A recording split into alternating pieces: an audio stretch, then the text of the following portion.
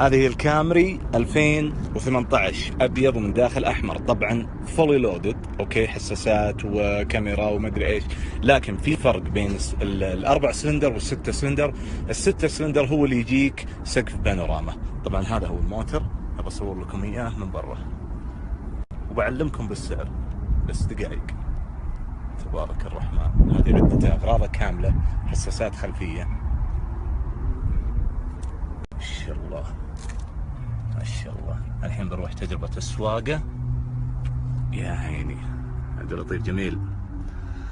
لا تفك وتركب يرحم والديك، لا تفك وتركب. اوكي، الموتر جاهز من مجاميعه. طبعا المواصفات الداخلية نفس المواصفات كاملة مع الستة سلندر، تسخين اسيات، كل شيء كامل موجودة. زي ما قلت لكم الفرق البانوراميك بس، ولا الباقي كل شيء، وحجم الماكينة. طبعا 2.5 سلندر الماكينه 4 سلندر و206 حصان، وسعرها هذا the total price is 30. اوكي، $30,000 هذا سعرها في الوكاله اذا انك تبي تشتريها كاش. اوكي، جرب الان سواقتها. ما شاء الله ما شاء الله. هذه هي المواصفات: كشافات الضباب، مانع الانزلاق، التحكم بالدركسون كامل، كل هنا النورمال، سبورت، الايكو، تسخين الاسيات، النافيجيشن سيستم، كل شيء كل شيء كل شيء. اوكي، وهذا الطبلون 160، يعني ما يقارب حدود 240. طبعا هذه الاكس اس سي، هذه اكس اس سي كامري.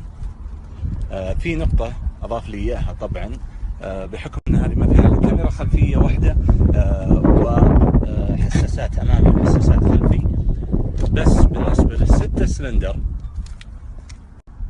الفراغ اللي هنا يجيك الستة سلندر، اوكي، 4 كاميرات وتشوفه فيو، تقدر تسوي فيو في الشاشه، تقدر تشوف داير ما يدور 360 درجه، داير ما يدور الكامري. طبعا